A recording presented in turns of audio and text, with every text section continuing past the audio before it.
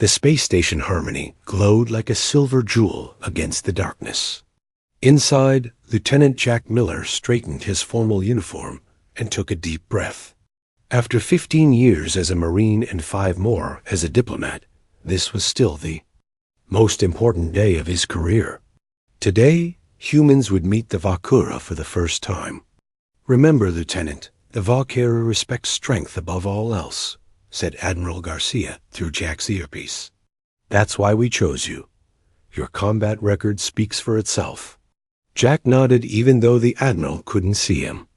"I understand." "Sir," the doors to the diplomatic chamber slid open. Jack walked in with measured steps, his 6-foot frame dwarfed by the aliens who waited inside. The Valkyra stood at least 7 feet tall, with blue-gray skin that seemed to shimmer under the lights. Their bodies were covered in intricate patterns that Jack guessed were tribal markings or perhaps battle scars. 4 Valkyra warriors stood in a protective formation around a 5th figure. As Jack approached, the warriors parted to reveal their leader. She was different from the others. Taller, with skin that held a slight purple tint and eyes that glowed amber. Her head bore a crest of what looked like hardened tissue that formed a natural crown. She wore armor made of materials Jack couldn't identify, but it seemed both flexible and incredibly strong. "I am Zaratesh, daughter of High Chieftain Krevtal of the Valkyra," she said in perfect English. Her voice was deep and melodic. "I speak for the Valkyra Dominion in these talks." Jack bowed slightly. "Lieutenant Jack Miller, representing Earth's United Governments. We welcome you to Harmony Station and look forward to peaceful relations between our people." Zara's amber eyes studied him with an intensity that made Jack feel like he was being assessed as both prey and equal. "The Valkyra do not seek peace, human. We seek worthy allies who can stand with us against the darkness that grows at the edge of the galaxy." Jack met her gaze without flinching. "Then perhaps you should see what humans are capable of before you judge our worth."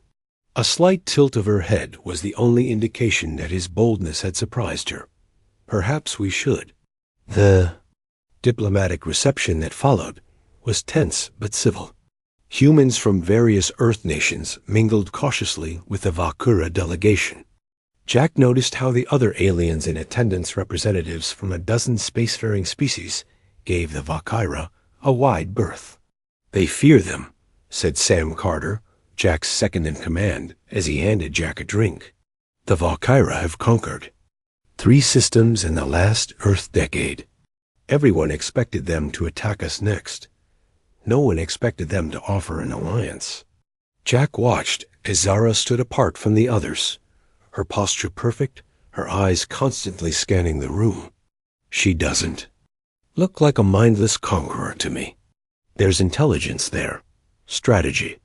"Yeah, and she hasn't taken her eyes off you since you walked in," Sam said with a smirk. Before Jack could respond, the lights flickered. A moment later, the station's alarm began to wail. "Attention all personnel. Security breach in Sector 7 and 9. This is not a drill. All civilians proceed to emergency shelters.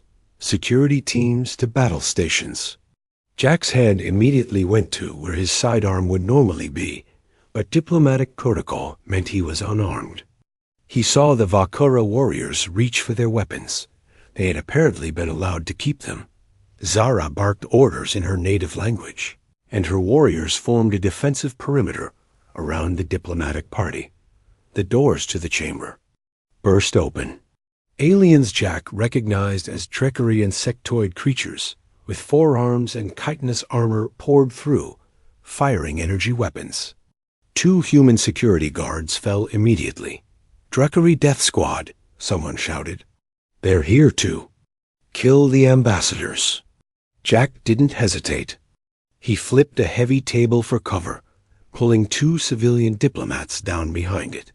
"Stay down," he ordered them before looking for a weapon.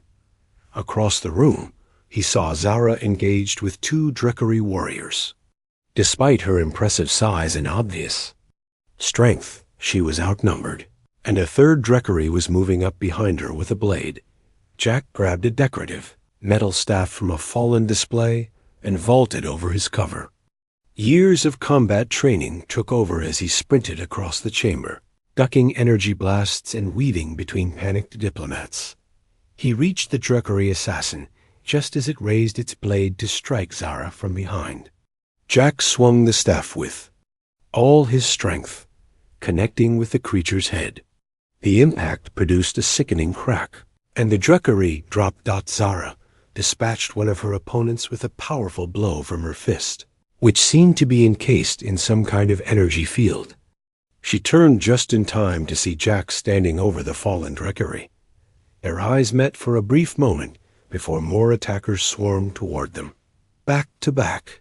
Jack shouted, and to his surprise, Zara complied, positioning herself so they covered each other's blind spots. What followed was a deadly dance. Jack used the staff with precision, targeting joints and weak points in the Dreckery armor. Each time he disabled an attacker, Zara would deliver a finishing blow. They moved together as if they had trained for years, anticipating each other's movements. From across the room, Sam had managed to obtain a weapon and was organizing the human security forces. The remaining Valkyra warriors were cutting through Dreckery with frightening efficiency.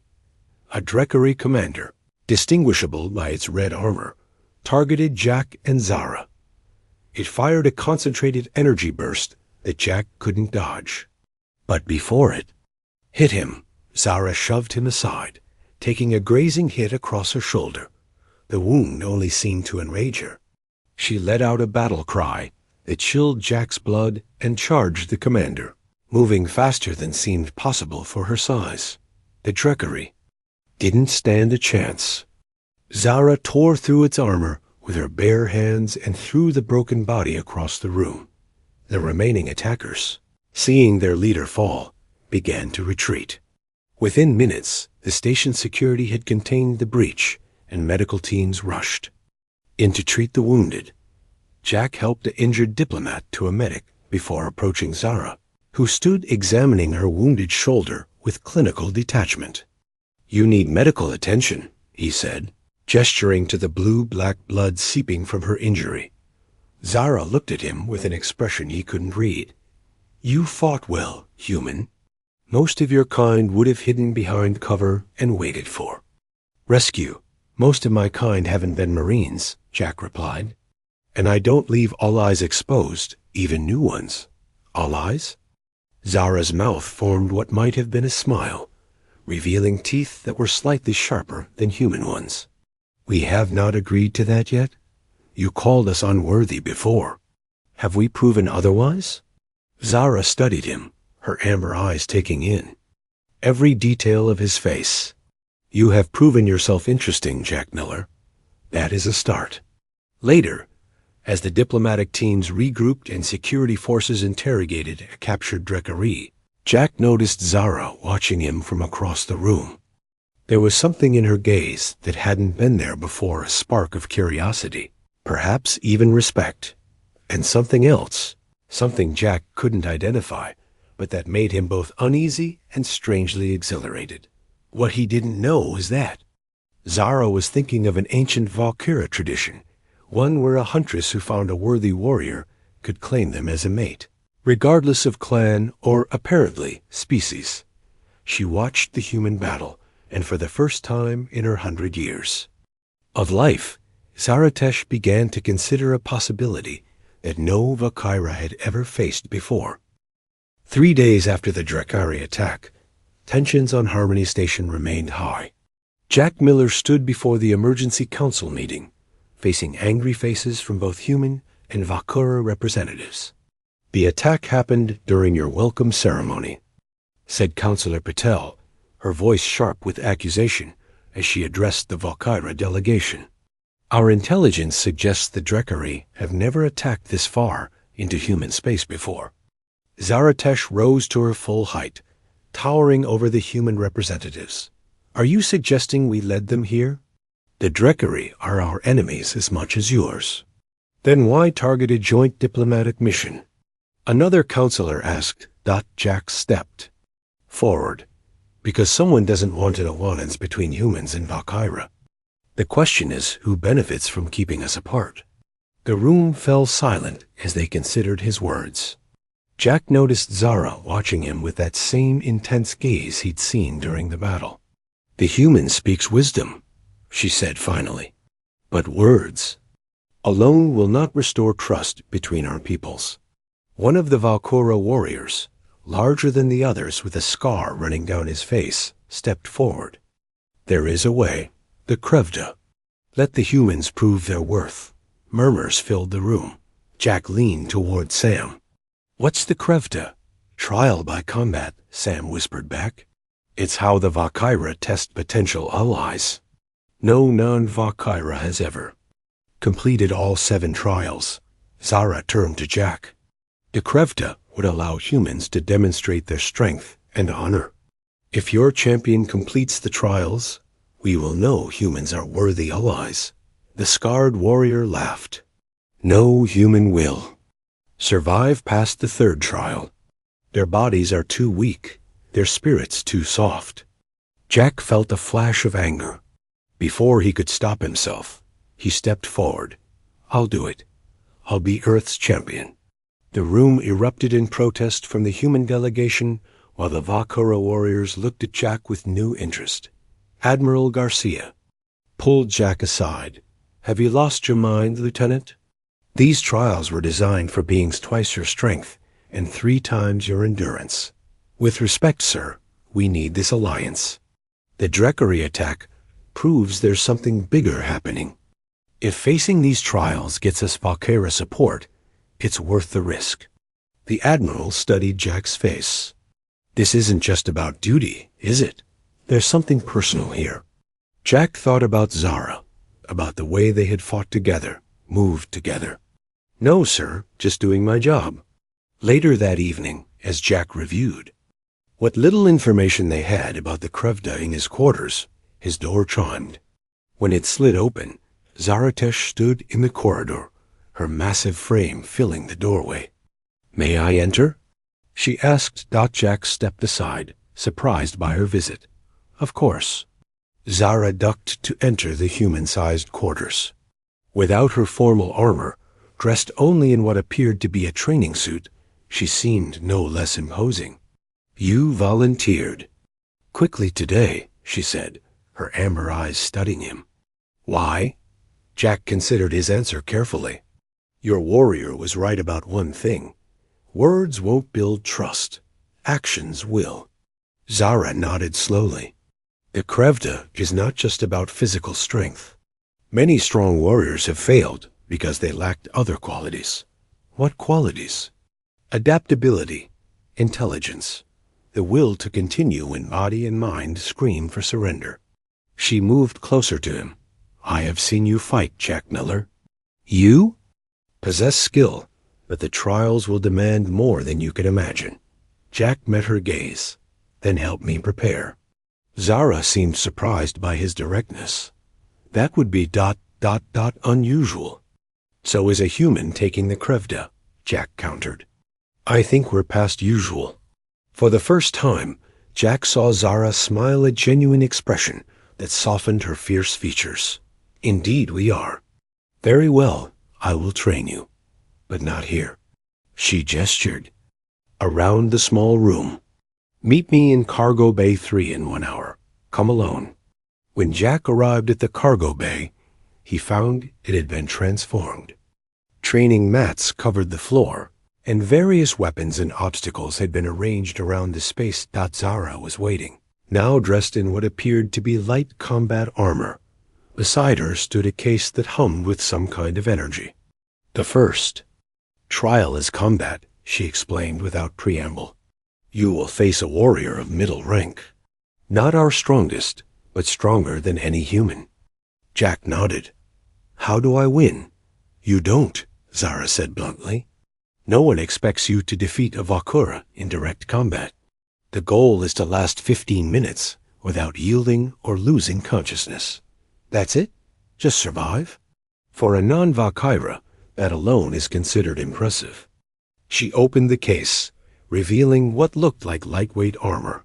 This is training gear. It will help you become accustomed to moving as we do. For the next 3 hours, Zara pushed Jack harder than any drill instructor ever had. She taught him Vakora fighting techniques, how to use their momentum against them, where the few weak points in their natural armor could be found. By the end, Jack lay on the mat, his body aching, sweat soaking his clothes. You learn quickly, Zara said, offering him a hand up. But the second trial will test different skills. What's the second trial? Jack asked, accepting her help. Survival. You will be placed in a controlled environment with limited resources. You must survive for 3 days while completing specific tasks. Jack managed a tired smile. That actually sounds easier than tonight's training. Zara's expression grew serious. Do not underestimate any trial, Jack Miller. Each has claimed lives. As they gathered the training equipment, Jack noticed Zara watching him with an expression he couldn't quite read. Why are you helping me? He finally asked. Your warrior, the Scarred One, clearly doesn't want humans to succeed. Dravkur is my cousin, Zara said. He believes the Valkyra should stand alone against all threats. I believe differently. She paused. What I saw when we fought together. It was something I have not experienced with any warrior of my kind. Jack felt a strange tension in the air between them. What do you mean? Zara seemed to struggle with her words. There is harmony in battle sometimes, when two warriors move as one without need for words or signals.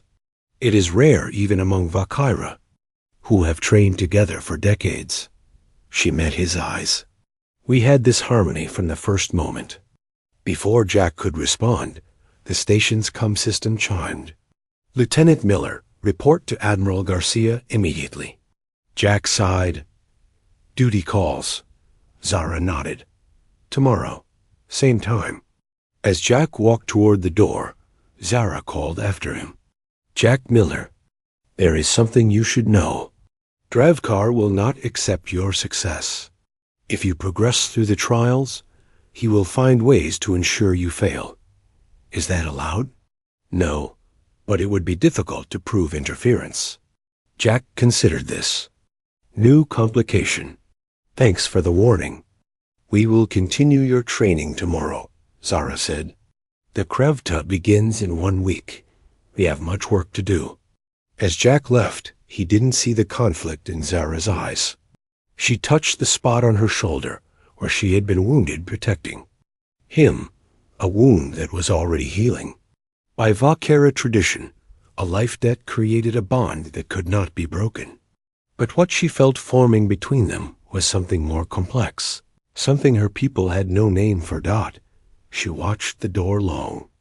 After he had gone, wondering if she was making a terrible mistake or discovering something her people had never imagined possible. Jack Miller had surprised everyone by surviving the first 2 trials of the Krev Tadat. In the first trial, he had faced a Valkyra warrior named Kurvak. The alien had been nearly 8 feet tall, with arms thick as tree trunks. Jack hadn't won the fight. No one expected him to, but he had lasted the full 15 minutes by using speed and strategy rather than strength. He had even landed several solid blows that had earned grudging nods from the Valkyra observers. The second trial, a 3-day survival test in a simulated toxic jungle, had gone even better. Jack's marine wilderness training had served him well. He had not only completed all required tasks, but had finished a full day, ahead of schedule, something no other non-Valkyra had ever done. Now, as Jack prepared for the third trial, he felt a mix of confidence and dread. The third trial had stopped every alien who had ever attempted the Krevta. The mind labyrinth, Zara explained as they walked toward the preparation chamber. It will connect to your nervous system and create challenges based on your own fears and weaknesses. Jack frowned. So it reads my mind? Not exactly. It senses emotional responses and creates scenarios to test your mental resilience. Zara's face was serious. Many strong warriors break in the labyrinth, Jack. There is no shame. I'll complete it, Jack said firmly. Zara studied his face. After 2 weeks of training together, she had come to recognize his expressions. This was determination, not bravado. They stopped outside the chamber door. Jack was about to enter when Zara put a hand on his arm. Jack, be careful in there. The labyrinth will find what hurts you most and use it against you. Their eyes met, and Jack saw genuine concern in her amber gaze. I'll come out the other side, he promised. Inside the chamber, Jack was directed to lie on a table that reminded him uncomfortably of an operating room. Volcara technicians attached sensors to his temples and wrists. The trial begins now, announced. The trial, Overseer. May your mind be stronger than your fears. Jack felt a strange tingling sensation spread through his body. The room dimmed, then disappeared entirely. He found himself standing in a desert. The hot sun beat down on him, and the air tasted like dust. With a jolt, he recognized his surroundings: Afghanistan, where he had served his first tour as a Marine. A GG village appeared in the distance. As Jack approached, he heard familiar sounds: gunfire, shouting, the unmistakable chaos of an ambush. No, he whispered, not this day. But the labyrinth had indeed found his deepest pain. He was being forced to relive the worst day of his military career, the day his unit had been caught in a trap and half his squad had died. Jack fought the urge to turn away. This wasn't real. It was a test. He forced himself to walk toward the sounds of battle. The scenes that followed were horrifyingly familiar, yet subtly wrong. People who had lived were dying. Those who had died called for his help. Jack knew that trying to change the past was part of the trap, but the cries of his friends tore at his heart. Lieutenant, help me, called a voice that had haunted his dreams for years. Jack stopped, his hands shaking. This isn't real, he told himself. Parker died instantly. He never called for help. The false Parker reached toward him, blood pooling beneath his body. You could have saved us. You were too slow. Jack took a deep breath. You're not real. None of this is. He forced himself to walk past the illusion, past all the false memories, trying to trap him in guilt and regret. The village scene faded, replaced by darkness. A new scene formed: a hospital room. Jack saw himself lying in a bed, badly injured. Admiral Garcia stood nearby, speaking to a doctor. He'll never fully recover. Too much nerve damage. His career is over. This was a new fear, not a memory. Jack felt his heart rate increase. The idea of being too injured to serve had always terrified him more than death. The scene shifted again and again, each time showing a new fear. Earth under attack while he was unable to help. His friends turning against him. Endless variations of failure and loss. Hours passed as Jack fought through each scenario, reminding himself they weren't real. His body felt heavy, his mind exhausted. How much longer could this go on? Then he saw Zara. She stood in what looked like a Volcara war chamber, addressing her warriors. The human failed the third trial, she was saying, as expected. Their species is too weak to be our allies. Jack felt a surge of anger, then stopped himself. This too was an illusion. The real Zara had trained him, helped him prepare. She believed he could succeed. With that thought, the illusion shattered. Jack found himself in a plain white room with a single door. He had broken through the labyrinth's final trap. When Jack opened his eyes in the real world, 5 hours had passed. The Volcara technicians looked at him with new respect. You have completed the third trial, the overseer announced, unable to keep the surprise from his voice. Outside the chamber, Zara waited. When she saw Jack emerge, something like relief crossed her face. You did it. Jack managed a tired smile. Told you I would. Later, in a quiet corner of the station, Jack and Zara shared a meal. Jack's hands still trembled slightly from the mental strain of the labyrinth.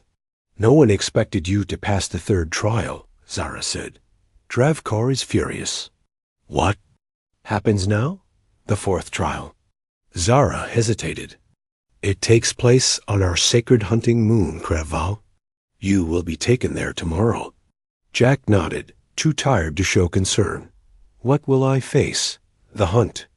You will be given basic supplies and released into the wilderness. You must survive.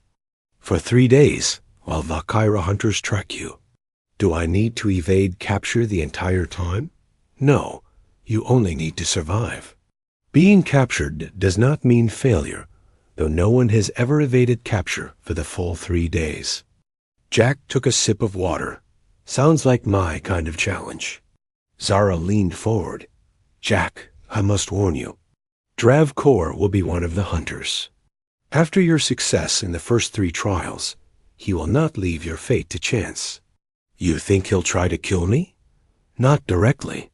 That would dishonor him. But accidents happen during the hunt. Jack studied Zara's face. Why are you telling me this? Aren't you supposed to be neutral? Zara seemed to struggle with her answer. I am not neutral where you are concerned, Jack Miller. Before Jack could ask what she meant, Zara stood up. I have duties to attend to. Rest well. You will need all your strength tomorrow. As she walked away, Jack wondered about the strange tension he felt whenever they were together. It wasn't just the difference in their species. There was something else, something neither of them had put into words. What Jack didn't know was that Zara had made a decision that would change both their lives forever. She would not let Dravkar sabotage the fourth trial, even if it meant breaking Valkyra law, because somewhere between training sessions and shared battles, the impossible had happened. The alien Huntress had begun to see the human as more than just a worthy warrior. The hunting moon of Kreval loomed large in the viewport as the Valkyra transport ship began its descent. Jack Miller stood among a group of stern-faced Valkyra warriors, the only human ever to reach the fourth trial. The rules are simple, said the Hunt Master, a gray-skinned Valkyra with countless battle scars. You will be given supplies and a 6-hour head start. Then the hunters will come for you. Survive 3 days, and you pass the trial. Jack nodded, his face showing no fear despite the gravity of his situation. Your drop point is in the western forest, the Huntmaster continued. Beware the fire marshes to the south and the ridge of knives to the north. Both have claimed many lives. The transport landed with a soft thud. Jack shouldered his small pack of supplies, a knife, water purifier, emergency medical kit, and 1 day's rations. The rest he would need to find or make himself dot as he walked down the ramp onto the alien soil. He caught sight of Dravkar, watching him with thinly veiled hatred. Beside him stood 2 other hunters, both checking weapons that looked designed for larger game than humans. Your time starts now, human, the Huntmaster announced. May your wits match your courage. Jack didn't waste time. He set off at a steady jog into the dense forest, his marine training kicking in. The trees around him were unlike any on Earth tall, with purple-gray bark and leaves that seemed to follow his movement. For the first few hours, Jack focused on putting distance between himself and the drop point. He moved quickly but carefully, making note of landmarks and potential shelter locations. The alien forest was full of strange sounds and unfamiliar creatures, but nothing immediately threatened him. As darkness began to fall, Jack found a small cave formed by the twisted roots of an enormous tree. He carefully checked for inhabitants, then set about making it defensible. Rather than building a fire that would give away his position, Jack used the bioluminescent moss he had collected to provide dim light. He ate sparingly from his rations, and planned his strategy for the days ahead. Jack knew that with superhuman hunters on his trail, simply hiding wouldn't work. He needed to be smarter, to use the environment to his advantage. During his training with Zara, she had mentioned that Vakura hunters relied heavily on their advanced sense of smell. That gave Jack an idea. Early the next morning, Jack found what he was looking for, a patch of pungent red flowers Zara had described as nose blinders. Their strong scent overwhelmed Vakura smell receptors. Jack crushed several flowers and rubbed the juice over his clothes and skin, masking his human scent. He was setting false trails when he heard a high-pitched scream from somewhere to the east. It didn't sound Vakura. Curiosity and concern led Jack toward the sound dot in a small clearing. He found a creature trapped in what looked like a net of energy. The animal resembled a cross between a deer and a fox, with 6 legs and large, frightened eyes. Near the trap, Jack noticed footprints too small for a Vakura. Poachers, Jack muttered to himself. Zara had mentioned that unauthorized hunting on Krevval was forbidden and punishable by death. Jack knew helping the creature might give away his position, but he couldn't leave it to suffer. He carefully disabled the trap, freeing the animal. It bounded away into the forest, but not before giving Jack what seemed like a grateful-look. As night fell on the second day, Jack was making good progress. He had set numerous false trails and used the landscape to hide his true path. He had even managed to circle back once and catch sight of a frustrated Vakura hunter following one of his decoys. Jack found shelter in a hollow log and was about to rest when he heard heavy footsteps nearby. He froze, barely breathing. "The human is clever," came Dravker's voice, disturbingly close. "But no prey escapes me for long." "We should split up," said another voice. "Cover more ground." "No," Dravker replied. "Tonight we release the Vreklix." There was a pause. "That is forbidden during the trials, Dravker. The Huntmaster would never approve. The Huntmaster will not know. And if the human dies, who will question it? These woods are dangerous for off-worlders." Jack's blood ran cold. He didn't know what a Vreklix was, but it clearly wasn't part of the official trial. After the hunters moved on, Jack changed locations, finding a high spot in a tree where he could see the surrounding area. Hours passed, and he began to think. Dravkor had been bluffing, and he saw them 3 large, shadow-like creatures moving through the forest with terrifying speed. They looked like a cross between wolves and lizards, with multiple rows of teeth visible even from a distance, held perfectly still as one passed directly beneath his tree. The creature paused, sniffing the air, before moving on. Jack released. A silent breath of relief. He was planning his next move when a hand clamped over his mouth. Jack reached for his knife, but stopped when a familiar voice whispered in his ear, "Don't move, Jack Miller." Zara's amber eyes glowed in the darkness as she removed her hand from his mouth. "The Vreklix hunt by movement and body heat," she whispered. "They should not be here. This is Dravkar's doing." "What are you doing here?" Jack whispered back. "Won't you be disqualified for helping me?" "If I am discovered, yes. But Dravkar has already broken the sacred laws of the hunt. I could not stand by and let him dishonor the Krevda." Jack studied her face in the dim light. "That's not the only reason you're here, is it?" Zara's expression softened. "No, it is not." Before she could explain further, a howl pierced the night. One of the Vreklix had picked up their scent.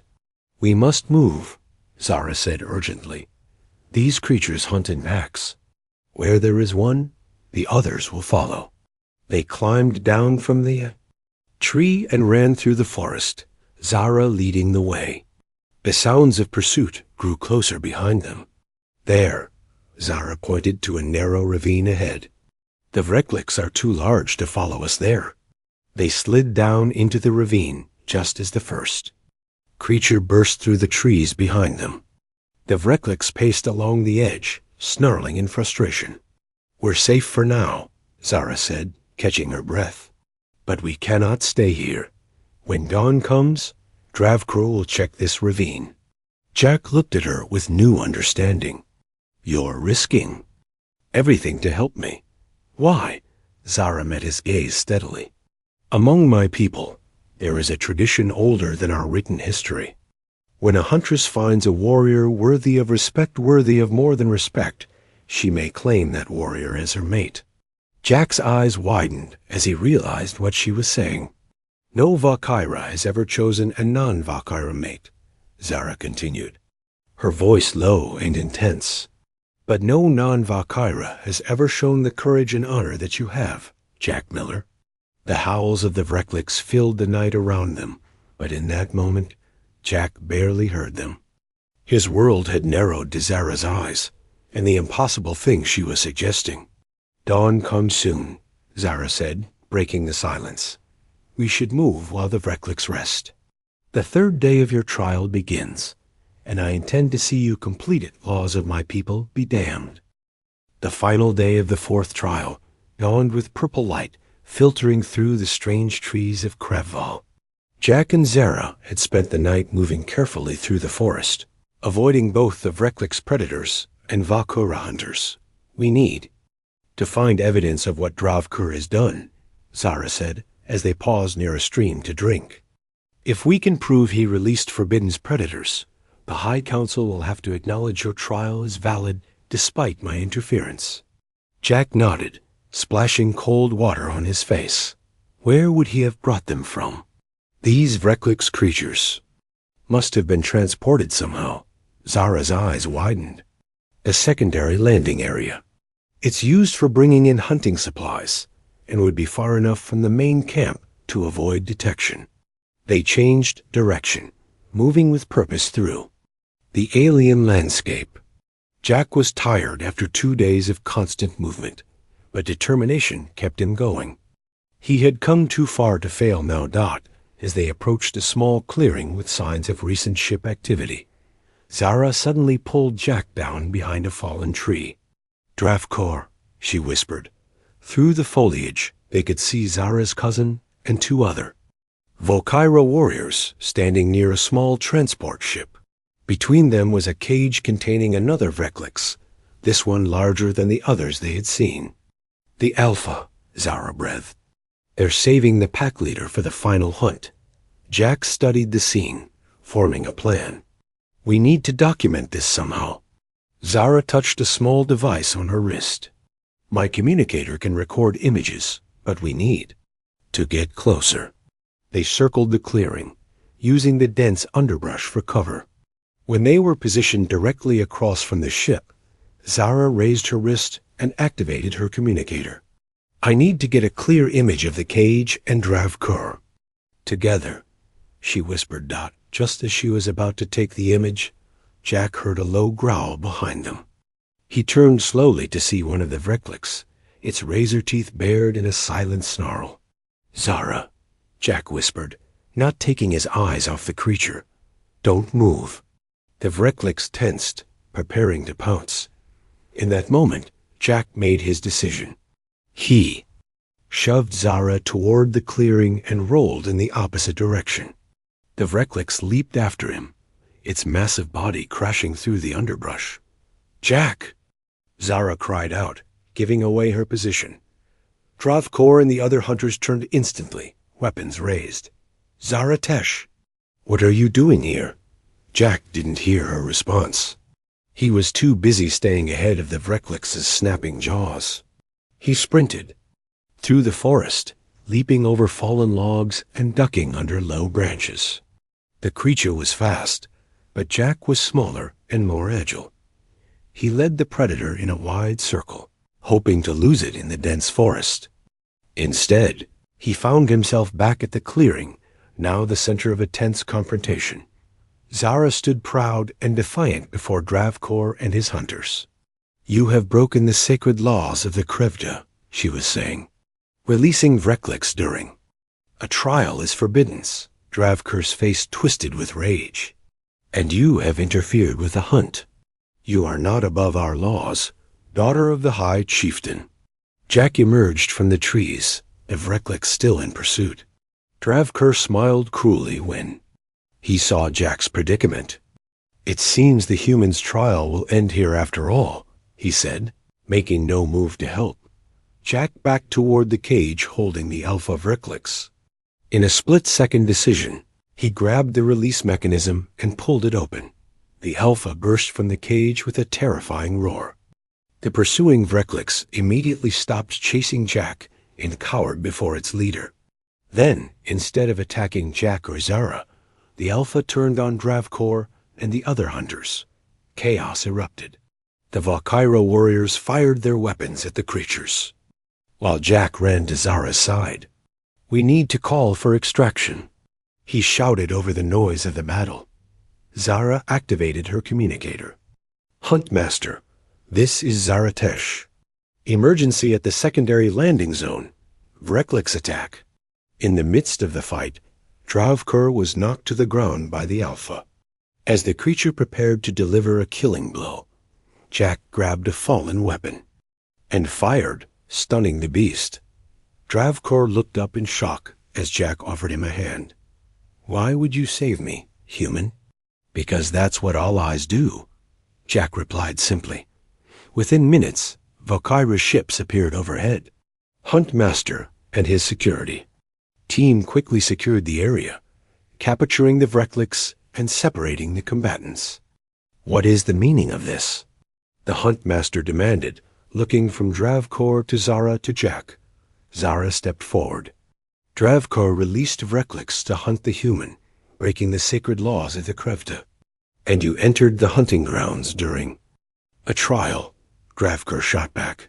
"Equally forbiddance." The Huntmaster's stern gaze moved between them. "These are serious accusations, both punishable by banishment if true." Jack stepped forward. "With respect, Huntmaster, I completed the required 3 days of the trial. The sun has set on the 3rd day, and I am still alive." The Huntmaster considered this. "Technically correct, but with interference.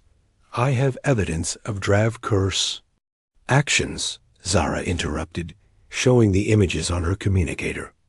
"I only interfered after discovering his betrayal of our laws." Hours later, on the main Valkyra ship returning to Harmony Station, Jack sat in a small meeting room with Zara and the Huntmaster. A verdict had been delivered. Both Zara and Dravkur had violated different aspects of Valkyran law, but Jack's trial would be considered valid. "You have completed 4 trials, human," the Huntmaster said with grudging respect. "No non-Valkyra has ever achieved this." "What happens now?" Jack asked. "The High Council must decide. This situation is ... unprecedented." After the Huntmaster left, Jack turned to Zara. "What will happen to you?" "My actions will be judged by my father, the High Chieftain." She looked at him with those intense amber eyes. "But I do not regret what I did." "What you said in the ravine," Jack began hesitantly, "about Valkyra tradition and claiming a mate." Zara moved closer to him, her tall form somehow less intimidating than it had once seemed. "I meant every word, Jack Miller. In saving my life during the Drekari attack, you created a life debt. In fighting beside me, you proved your worth as a warrior. And in these days since, you have shown honor and courage beyond any I have seen." She placed a hand on his chest, over his heart. "My people believe that worthy mates are rare, to be claimed when found, regardless of clan or ... She paused. "Species." Jack covered her hand with his own. "On Earth, we believe something similar. We just call it falling in love." Zara tilted her head. "Is that what this feeling is? This connection that defies logic?" "I think it might be," Jack said with a smile. When they arrived back at Harmony Station, they found both human and Valkyra delegations waiting. Admiral Garcia rushed forward when he saw Jack. "Lieutenant, what happened out there?" "We received reports of some kind of incident during the trials." Before Jack could answer, The crowd parted to reveal an imposing Valkyra with elaborate armor and a crest even larger than Zara's. Jack immediately recognized the family resemblance. "Father," Zara said, bowing her head slightly. "The High Chieftain." Of the Valkyra looked from his daughter to Jack, his expression unreadable. "So this is the human who has completed 4 trials and for whom my daughter risked banishment." Jack stood straight, meeting the alien leader's gaze without fear. The High Chieftain studied him for a long moment. Then, to everyone's surprise, he laughed a deep, rumbling sound. "Any warrior who can survive the Vreklix, expose a cheater, and capture my daughter's interest must be extraordinary indeed." He turned to Admiral Garcia. "Your champion has proven humanity's worth. The Valkyra will ally with Earth against our common enemies." As the diplomats from both sides moved off to formalize the alliance, Zara took Jack's hand in full view of everyone. "Among my people," she said softly, "this is how a huntress claims her chosen mate." Jack smiled and squeezed her hand. "Among my people, this is just the beginning." As human and Valkyra diplomats signed the historic alliance, no one paid much attention to the human and the alien huntress who stood close together, warriors from different worlds who had found something neither had been looking for. She had watched him battle, and in doing so, had found a mate worthy of a Valkyrian huntress. And he had found a partner whose fierce heart matched his own across the stars.